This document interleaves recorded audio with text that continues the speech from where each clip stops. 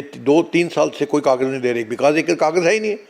वो ऑडिट मांग रहे हैं, इनके पास ऑडिट भी ऐसा ही है, जो भी चीज़ मांग रहे हैं ये ना करें। आज ये इलेक्शन करा रहे हैं, रजिस्टर्ड है ही नहीं तो इलेक्शन करा रहे हैं। हमारा मसला ये, आपने इलेक्शन करानी है, आप सुबह नोटिस निकालते हो अखबार में और लिखते हो 4 से 6 तक फार्म लो। आप बताओ कहीं दुनिया में ऐसा हुआ है? कम से कम 8 दिन देने हैं ना आपको फार्म। मैंने प्रेसिडेंट की इलेक्शन लड़नी है, मैं दिल्ली में बैठा हूँ, तो मैं कैसे शाम को 4 बजे फार्म ले सकता हूँ? पिछले कोई 27 साल से एक पर्टिकुलर फैमिली ने इस सभा को कैप्चर कर दिया। इस सभा में यूथ को आने नहीं देते। There is no electoral roll. किसी नए जो 18 साल से ऊपर हुए उनको मेंबर नहीं बनाया। अगर मेंबर बनाया तो अपने रिश्तेदारों को बनाया।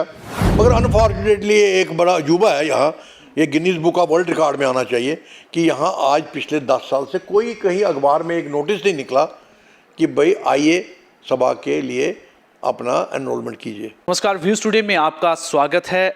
कश्मीरी पंडित सिविल सोसाइटी ने आज एक प्रेस कॉन्फ्रेंस करी और इसमें काफ़ी इंपॉर्टेंट पॉइंट्स, कई मुद्दे जो हैं इनकी सोसाइटी को लेकर इन्होंने किए और जो समुदाय है कश्मीरी पंडित समुदाय, उनके लिए भी कई जो इस समय जिस तरह की सिचुएशन है, स्थिति है, उसको लेकर भी कई मुद्दे लिए। लेकिन सबसे बड़ा इम्पॉर्टेंट आज का जो इम्पॉर्टेंट पॉइंट्स था वो था कश्मीरी पंडित सभा को लेकर कि इस सभा को के काफ़ी समय से इलेक्शन नहीं हुए हैं और क्या कारण है कि इलेक्शंस क्यों नहीं हुए, इन सब पर बातचीत करने के लिए इस समय हमारे साथ किरण वातल जी हैं। किरण वातल जी विश्व कश्मीरी सभा के जो है समाज के कन्वीनर हैं, इनसे बातचीत करेंगे।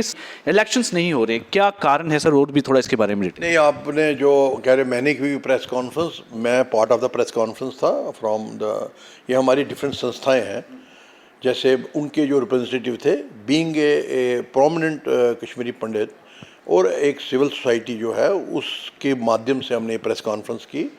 और उसमें सबसे हमारे जो आदरणीय डॉक्टर अग्निशेखर जी थे और हमारे प्रोफेसर AN साधु जी थे, इसी तरह हमारे जो है अशोक अहमद जी थे, मैं था, हमारे पिंटू जी एक डायनेमिक है जगटी से, मतलब डिफरेंट एरिया से जो हमारे डिस्प्लेस्ड कश्मीरी पंडित है और जो सभा के परमानेंट मेंबर हैं, उनके माध्यम से एक सिविल सोसाइटी के तकरीबन मोर देन 100 जो हमारे डेलीगेट्स आए थे फ्रॉम वेरियस ऑर्गेनाइजेशन, उन्होंने ये प्रेस कॉन्फ्रेंस की। हम जो है हमने एड्रेस किया और उसमें मुद्दा ये था कि हमारी तकरीबन 110 साल पुरानी कश्मीरी पंडित सभा है और हम बचपन में जब स्टूडेंट थे, because I am Jammu born, तो मेरी पढ़ाई लिखाई यहीं हुई है, तो हम इस सभा में हमने बहुत काम किया है।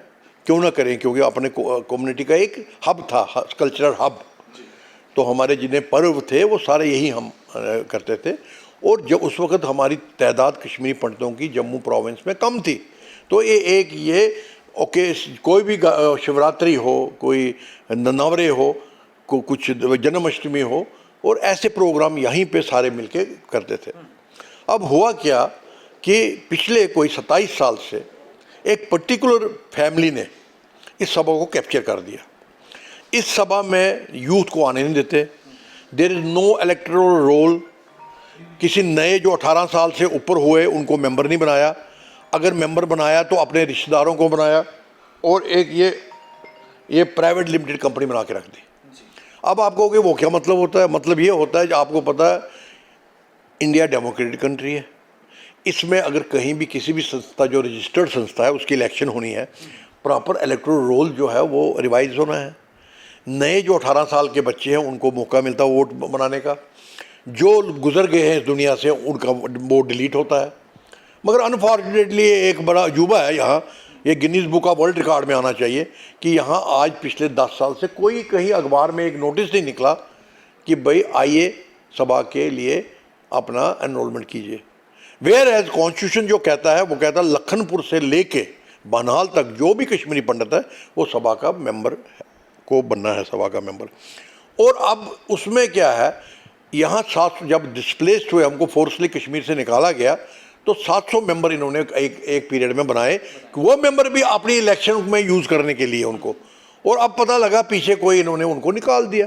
अब देखिए, जब हम कश्मीर से यहाँ आए, मेरा समाज एक्सटेंडेड फैमिली, हमारे डोगरो भाइयों ने अपने घर खोल दिए उनके लिए, उनको गले लगाया, बिठाया, उन्होंने 2-3 साल में तरक्की की। आज उन सब बच्चे, उनके बच्चे, उनके हमारे यहाँ जम्मू वासियों की वजह से जो उन्होंने साथ निभाया, उनके वजह से उनके बच्चे आज सारे फॉरेन में मेहनत करके पहुँच गए। पढ़ाई की और चले गए। मगर अनफॉर्चुनेट है, कश्मीरी पंडित सभा जो हमारा ही प्लेटफार्म है, वहाँ हमारी एंट्री बैन हो गई। There is no system. सिर्फ जो वहाँ प्रेसिडेंट है, so called general secretary, so called जितने भी है, क्योंकि 18 के बाद कोई इलेक्शन ही नहीं हुआ, हर 2 साल के बाद इलेक्शन होना है, तो वो क्या है, वो अपने मामे ताए चाचे सबको मेंबर बनाए जा रहा है underground. There is no public notice, क्योंकि उसको पता है 3 लाख कश्मीरी पंडित रहता है, जिस दिन वो पब्लिक नोटिस निकालेगा कम से कम 10,000 मेंबर बनेगा।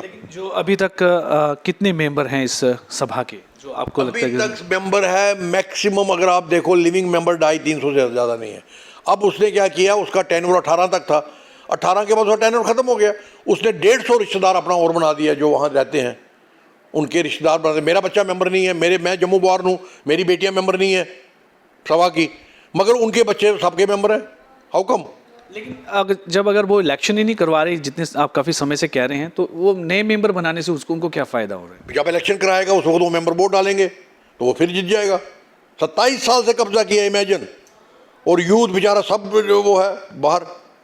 उस सभा को हमने अपने हाथों से बनाया है, अपना खून दिया, उसमें हमारी रूह है सभा में, हमारी वहाँ देवी है, और वो देवी जो है वो इसको स्पेयर नहीं करेगी।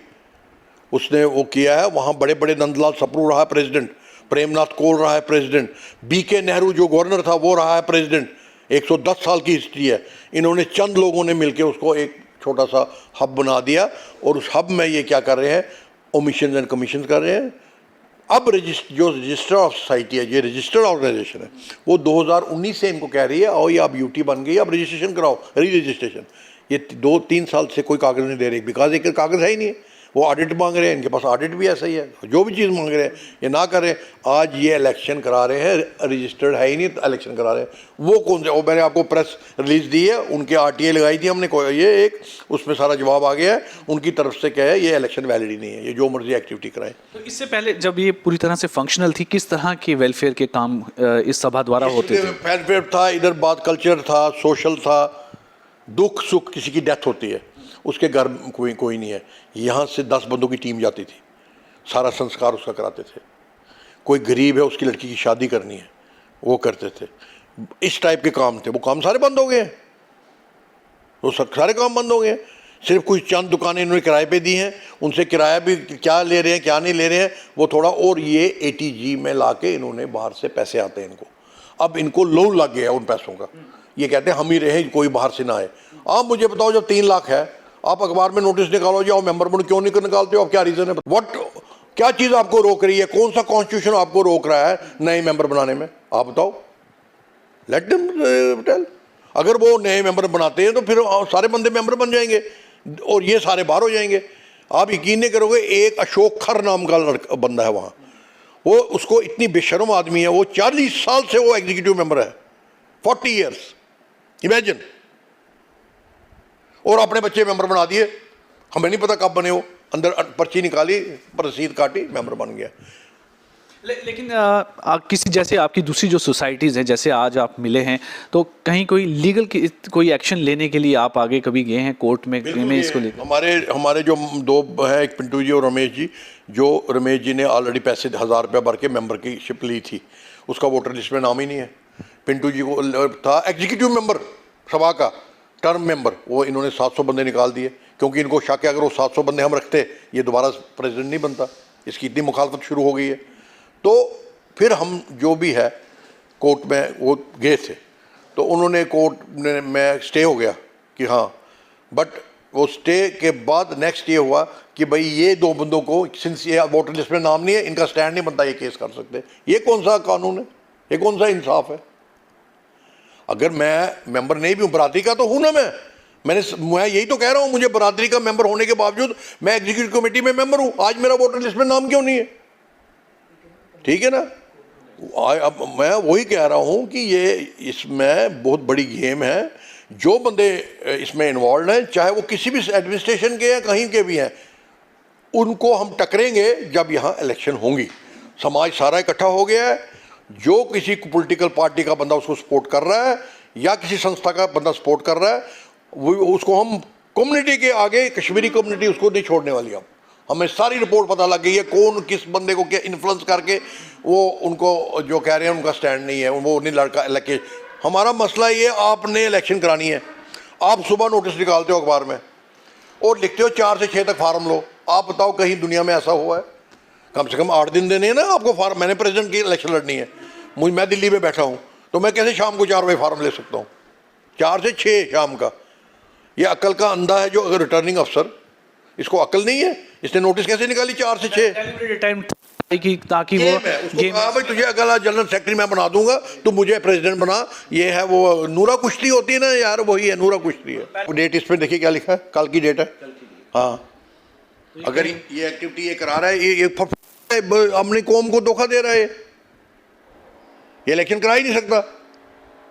सोसाइटी एक्ट जो है, रजिस्ट्रेशन यहाँ की हुई है, ये मॉनिटर करते हैं। मैं कोई भी अमेंडमेंट करूँ, इधर इनको दे दूं, वो अमेंडमेंट तब तक वैलिड नहीं है जब तक सोसाइटी देखेगी हाँ ये प्रोसेस, इन्होंने प्रोसीजर ठीक है कि गलत है, उसके बाद उसको मोहर लगाएगी। सोसाइटी ने आज भी ये 5 साल की इलेक्शन कह रहा है, सोसाइटी कह रही है 2 साल की से ज़्यादा नहीं इलेक्शन है। ये देखिए, office bearer of the sabha detail we shall no hold their office for the 2 years। ये आज की डेट में वैलिड है, ये ले लीजिए जी। इसका नोटिस 5 साल का कैसे आ गया?